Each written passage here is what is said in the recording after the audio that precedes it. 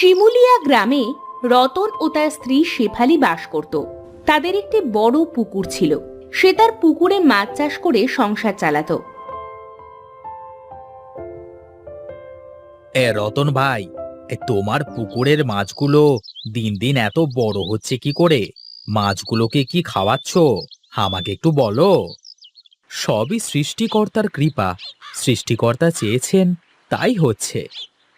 সে সবই তো ঠিক আছে, কিন্তু মাছগুলোকে কি খাওয়াচ্ছ? হ্যাঁ, আমাকে একটু বললে ক্ষতি কি? তোমরা যে খাবার খাওয়াও, আমিও সেই খাবারই খাওয়াই।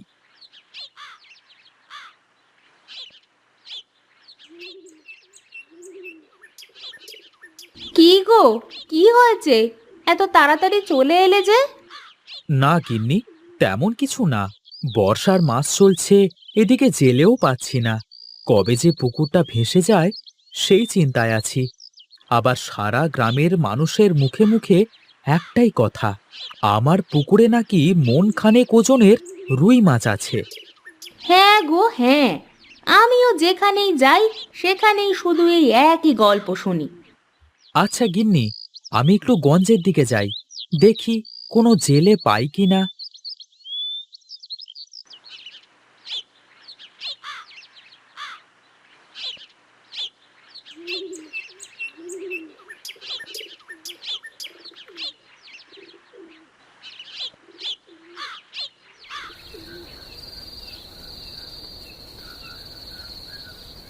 রতন সারাদিন জেলে খুঁজে সন্ধ্যের সময় বাড়ি ফিরে আসে।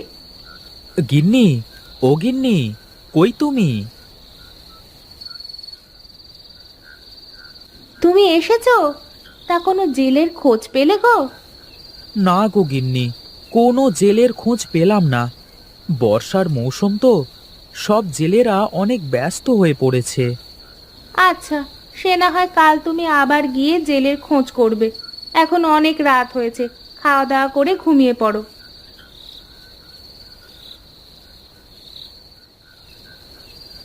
এরপর রতন আর শেফালি খাওয়া দাওয়া করে ঘুমাতে চলে যায়। রাতে শুরু হয় প্রবল বৃষ্টি। বৃষ্টিতে মাঠ ঘাট সব তলিয়ে যায়, আর রতনের পুকুর থেকে সেই বিশাল বড় মাছটি বেরিয়ে গ্রামের মাঠে ঢুকে পড়ে।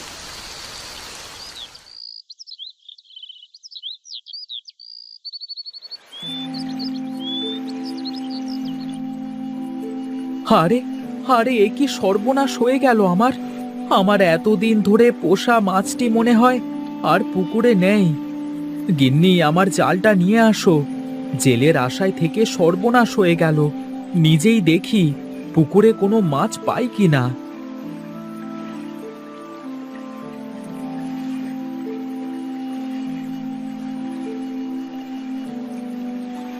এরপর রতন পুকুরে জাল ফেলতে শুরু করে। অনেকক্ষণ ধরে জাল ফেলার পরেও পুকুরে একটা মাছও পায় না। এভাবে বেশ কিছুদিন কেটে যায়। বর্ষার মরশুমে প্রতিদিন বৃষ্টি হয়। একদিন বিকেল বেলা গোপালপুরের হীরক নামে একটি চাষি বাড়ি থেকে বের হয় তার ডুবে যাওয়া ধান ক্ষেত দেখতে যাওয়ার জন্য। আরে, এ কি! ধান গাছগুলো এমন নড়ছে কেন? কাছে গিয়ে দেখি তো। হীরক কাছে গিয়ে দেখে মস্ত বড় একটা রুই মাছ তার ধান গাছগুলোর মধ্যে লাফালাফি করে ধান গাছগুলো নষ্ট করছে। আরে, এটা আমি কি দেখছি! এত বড় মাছ আমি তো আগে কখনো দেখিনি। হ্যাঁ, যাই যাই, বাড়ি গিয়ে জালটা নিয়ে আসি।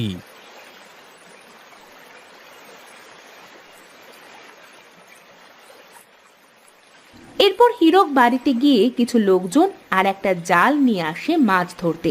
তারা এসে দেখে মাছটি হীরকের পুরো ধান ক্ষেত নষ্ট করে সেখান থেকে চলে গেছে। আরে, একটু আগে দেখে গেলাম, হ্যাঁ, মাছটি এখানেই ছিল। মাছটি আমার পুরো ধান ক্ষেত নষ্ট করে ফেলেছে। এভাবে বেশ কিছুদিন চলতে থাকে। গ্রামের লোকজন অনেক চেষ্টা করে মাছটি ধরার জন্য, কিন্তু মাছটি ছিল বিশাল আকৃতির। গ্রামের কোনো লোক মাছটি ধরতে পারে না। লোকজন আর কোনো উপায় না পেয়ে মোড়ল মশাইয়ের বাড়িতে যায়। কি ব্যাপার? সকাল সকাল সব লোকজন দল বেঁধে এসেছো আমার বাড়িতে কেন?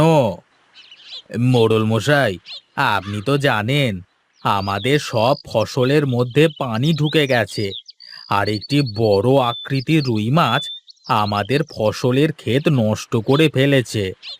আমরা সকলে মিলে অনেক চেষ্টা করেছি, কিন্তু কিছুতেই মাছটি ধরতে পারছি না। আপনি কিছু একটা ব্যবস্থা করুন মোড়ল মশাই। ঠিক আছে, তোমরা পুরো গ্রামে ঘোষণা করে দাও, ওই বড় মাছটি যে ধরতে পারবে তাকে বিশেষভাবে পুরস্কৃত করা হবে।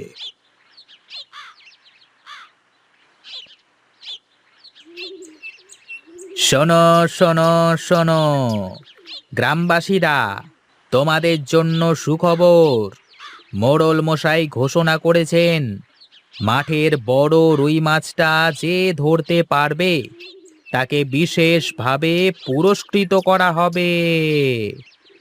চল পরেশ, আমরা দুজনে মিলে গিয়ে মাছটাকে ধরি। তুই কি পাগল হয়ে গেছিস? আরে এত বড় মাছ আমরা দুজন মিলে কিভাবে ধরবো? আরে গাধা, আমরা যদি সবাই মিলে মাছটা ধরতে যাই তবে পুরস্কারটি সবাইকে ভাগ করে দেবে। আর যদি তুই আর আমি মিলে মাছটা ধরতে পারি তাহলে পুরস্কারটা দুজনে মিলে ভাগ করে নিতে পারবো। গাধা কোথাকার! হে, ঠিক আছে, তবে তাই চল। কিন্তু মাছটি কিভাবে ধরবি? আমার কাছে একটা বুদ্ধি আছে। আমরা দুজনে মিলে একটা বড় বাঁশের খাঁচা বানাবো, বুঝলি?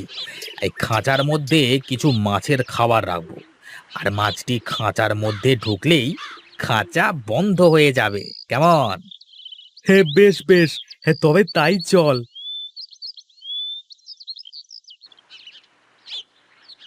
এরপর রমেশের পরে দুইজন মিলে একটা বড় বাঁশের খাঁচা বানিয়ে সেটা মাঠের মধ্যে ডুবিয়ে রাখে।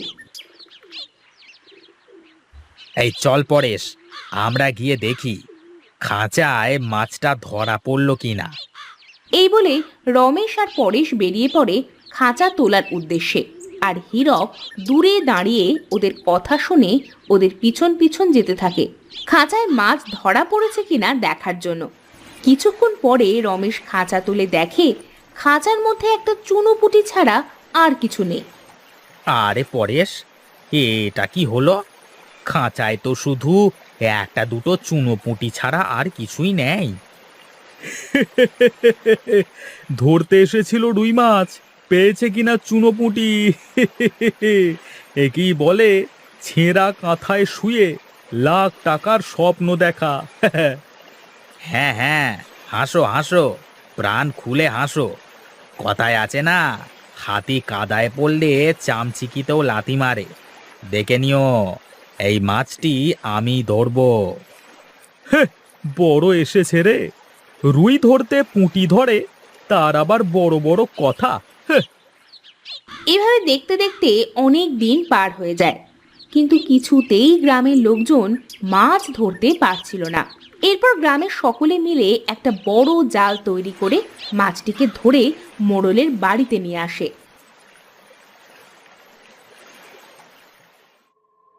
তাহলে অবশেষে মাছটি ধরা পড়েছে। তা মাছটি কে ধরেছে শুনি? আমরা সবাই মিলে ধরেছি মোড়ল মশাই। মোড়ল মশাই, মোড়ল মশাই, আমার কিছু কথা আছে। কে তুমি? তোমাকে তো এই গ্রামে আগে কখনো দেখিনি। আগে মোড়ল মশাই, আমার নাম রতন। আমি শিমুলিয়া গ্রামে থাকি। এই যে বড় মাছটি দেখছেন, এই মাছটি আমার পুকুরের চাষ করা মাছ। কিছুদিন আগে মাছটি গ্রামের মাঠে ঢুকে পড়ে। এত বড় মাছ দেখে যে কেউ বলতে পারে যে মাছটা তার। আমি কিভাবে বিশ্বাস করব? বিশ্বাস করুন মোড়ল মশাই, মাছটি আমার।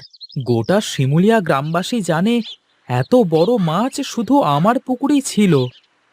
তোমার এই মাছটি গ্রামবাসীদের অনেক ক্ষতি করেছে, আর গ্রামবাসীদের এই মাছটিকে ধরতে অনেক পরিশ্রম করতে হয়েছে।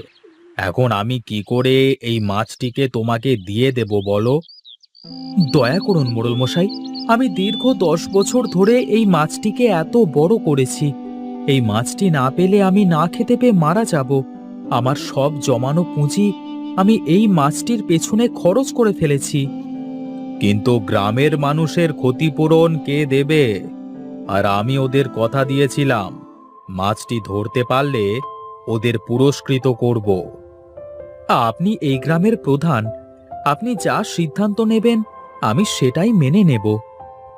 আচ্ছা বেশ, আমি সিদ্ধান্ত নিয়েছিলাম যে এই মাছটিকে ধরতে পারবে আমি তাকে 1,000 টাকা পুরস্কৃত করব। এখন যখন গ্রামের সকলে মিলে মাছটিকে ধরেছে, সুতরাং সকলকে পুরস্কৃত করা সম্ভব নয়। আমার ঘোষণা করা পুরস্কারটি মাছের আসল মালিক পাবে, আর এই মাছটি গ্রামের লোকেরা ভাগ করে নেবে।